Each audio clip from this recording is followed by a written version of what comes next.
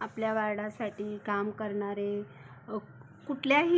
कुठल्याही ठिकाणचे असू दे, नगरसेवक प्रत्येकाच्या वार्डासाठी काम करण्यासाठी उभा राहतात ते.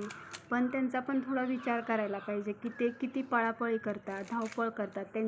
त्यांच्यासोबत जी मुलं असतात ते घरातसुद्धा लक्ष देत नाही. 10, 11, 12 दिवस ते त्या नगरसेवक जे उभं राहिले त्यांच्यासोबत फिरतात करतात. ती मुलं मित्रमंडळी नगरसेवकाचे असतात ते सगळे फिरतात. त्यांचे पण जास्त पॉवर, शक्ती, त्यांचे कष्ट, मेहनत, ओरडून तोंड दुखतं त्यांचं. इतकं ओरडतात की ह्यांना निवडून द्या, ह्यांना निवडून द्या म्हणून. त्यावेळेस ही निवडून येतात. काहीजण येतात, काहीजण नाही. पण मी काय म्हणते, हे नगरसेवक जे होतात ते बिचारे 10-12 दिवस ते कधी गाडीशिवाय चालत फिरत नाहीत.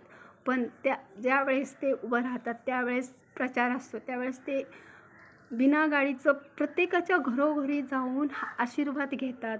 सगळीकडं वाकून त्यांची पाठ दुखत असेल किती ठिकाणी ते फिरतात बिचारे.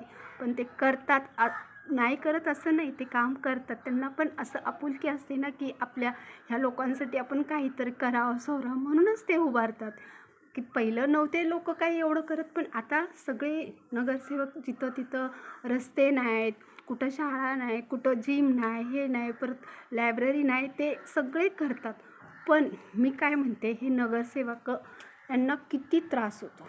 फक्त निवडून आलं म्हणतो, पण बिचारे प्रत्येक गल्लोगल्ली जातात, ते गल्लोगल्ली जातात, आशीर्वाद घेतात. आपण आठवड्यातून एकदा जायला देवाच्या मंदिरामध्ये कंटाळा करतो, पण यांना 10-12 दिवस किती ठिकाणी जावं लागतं बिचाऱ्यांना.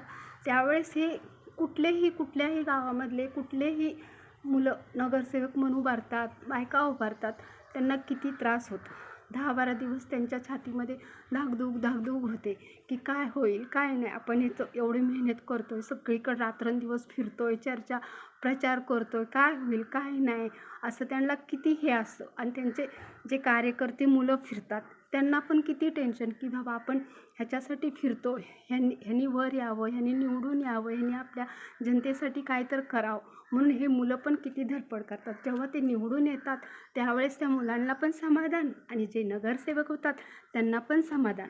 असं वाटतं की त्यांचे म्हणजे ते एवढं मेहनत करतात म्हणून ते येतात. पण ते नगरसेवक कार्यकर्ते ह्यांचं पण खूप आभार मानते मी की ते मुलांमुळं पण नगरसेवकांना पावर येते की फिरण्यासाठी करण्यासाठी सगळीकडं.